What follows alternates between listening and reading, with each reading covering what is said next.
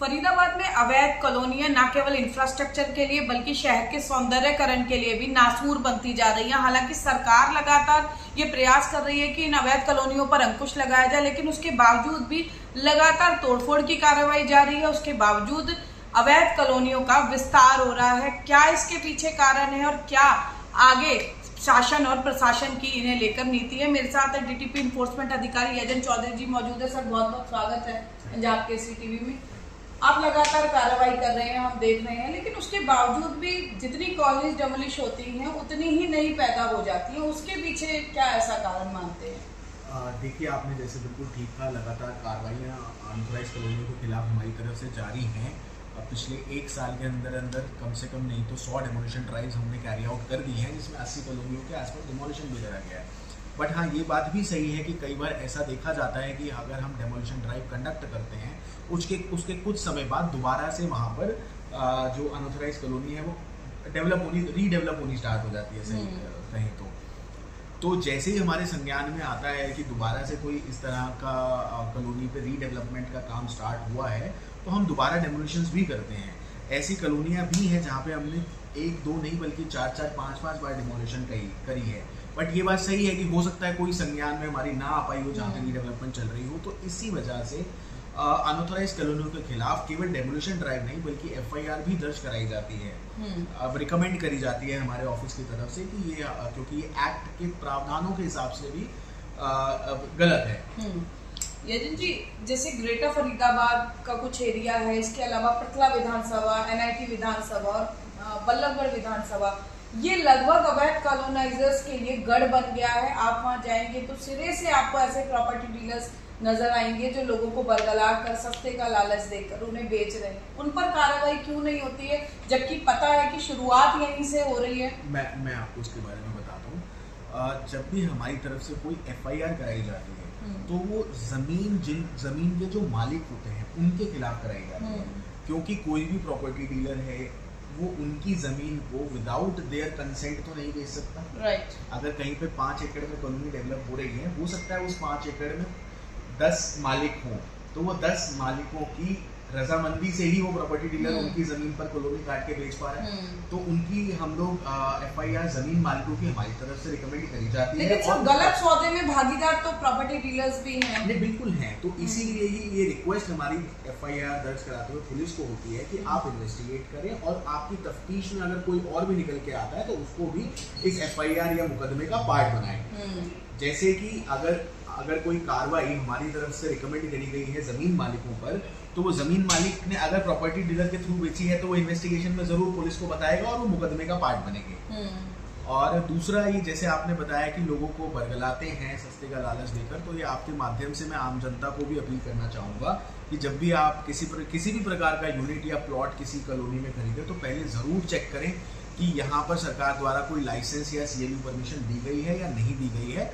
Otherwise आपको बाद में नुकसान सहना पड़ेगा, क्योंकि जैसे ही वो सरकार के या कई डिपार्टमेंट के संज्ञान में आएगी तो हमारी तरफ से वहाँ पे डेमोलिशन या FIR दर्ज कराने की कार्रवाई करी जाती है। नितिन जी, एक चीज और बहुत ज्यादा हो रही है कि जो एग्रीकल्चर लैंड है या फिर जमीन किसी और चीज के लिए अलॉटेड है और उसका इस्तेमाल इंडस्ट्रियल के लिए हो रहा है, कमर्शियल के लिए हो रहा है, उनको क्या कहना चाहेंगे? क्या उनको लेकर कोई ठोस नीति है?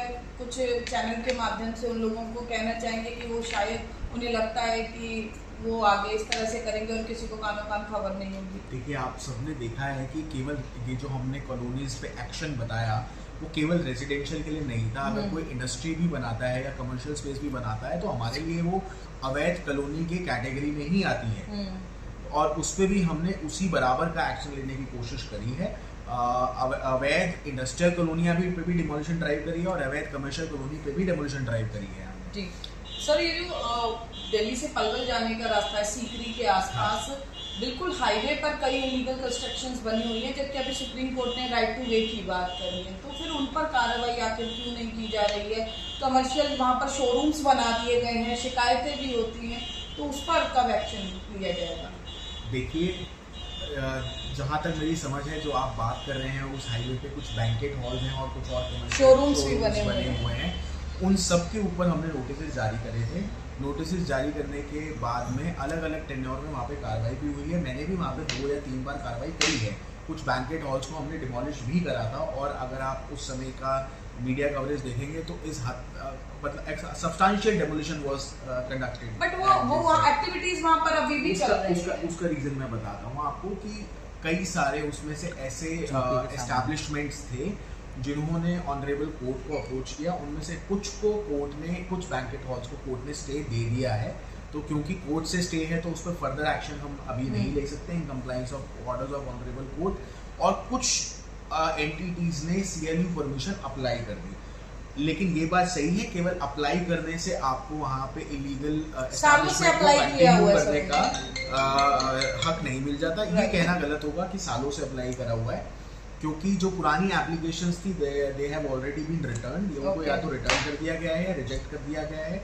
और जो कार्रवाई हमने, शायद मैं गलत नहीं हूँ तो जनवरी में करी थी वहाँ पे, तो वो कार्रवाई वो एप्लीकेशंस को रिटर्न और रिजेक्ट करने के बाद ही करी गई थी। और उसके बाद हमारी कार्रवाई का असर ये हुआ कि वहाँ से 10 या 15 एस्टैब्लिशमेंट्स ने CLU डिपार्टमेंट ने अप्लाई करा FMDA के अंदर, और हमने उन एप्लीकेशंस को एग्जामिन हम कर रहे हैं। कुछ को दोबारा से रिजेक्ट कर दिया गया है और कुछ इन प्रोसेस है। जी एजेंट जी, कई बार एक फैक्ट मैं आपको इसमें और बताना चाहूँगा। एक CW दी थी ऑनरेबल हाई कोर्ट में, जिसमें ये आदेश दिए गए हैं कि इस तरह के जो एक्टिविटीज़ हैं उसको हमने डिमोलिश करना है।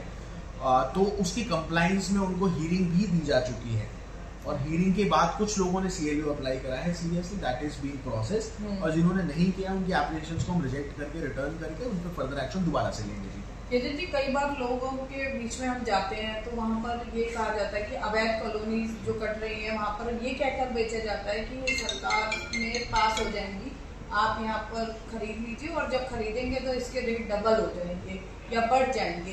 तो इस तरह की जो भ्रांतियां फैल रही हैं उसे लेकर लोगों को क्या कहना चाहेंगे? खासकर जो राजनीति से जुड़े लोग हैं जो अवैध कॉलोनियां काटते हैं, वो लोगों को बहुत ज्यादा भ्रमित करते हैं इस मामले को लेकर, चाहे वो फिर उनका जनाधार या फिर उनकी पकड़ पार्टी में हो या नहीं हो, लेकिन वो वहाँ पर ऐसा शो करते हैं कि जैसे वही परमिशन लेकर आएंगे, वही कॉलोनी वैध कर देखिए, इस बारे में मैं केवल और केवल आम जनता से अपील कर सकता हूँ कि आप किसी भी प्रकार से किसी के भी झांसे में ना आए और अवैध कॉलोनी का पार्ट ना बने, क्योंकि अगर आप अवैध कॉलोनी में मकान या दुकान या प्लॉट खरीदते हैं तो अंततः आपको ही नुकसान होगा, क्योंकि जैसे ही वो सरकार के या डिपार्टमेंट के संज्ञान में आएगा उस पर एक्शन होना ही है।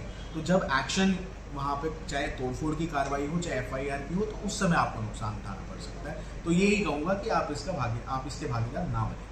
तो देखिए, DTP इन्फोर्समेंट अधिकारी यजन चौधरी जी हमारे साथ मौजूद थे, जिन्होंने सीधे तौर पर कहा है किसी के झांसे में ना आए, पब्लिक अपनी अकल लगाए और कहीं ऐसा ना हो कि सस्ते का लालच लोगों के आशियाने के सपने पर भारी पड़ जाए। जरूरत है जागरूक रहने की, जरूरत है समझने की नीतियों को, और जरूरत है कि क्या वैध है और क्या अवैध। कैमरा पर्सन शिवम के साथ फरीदाबाद से पूजा शर्मा, पंजाब केसरी टीवी। हमसे जुड़े रहने के लिए हमारे YouTube चैनल को सब्सक्राइब करें और नई वीडियो की नोटिफिकेशन के लिए बेल आइकॉन को दबाएं।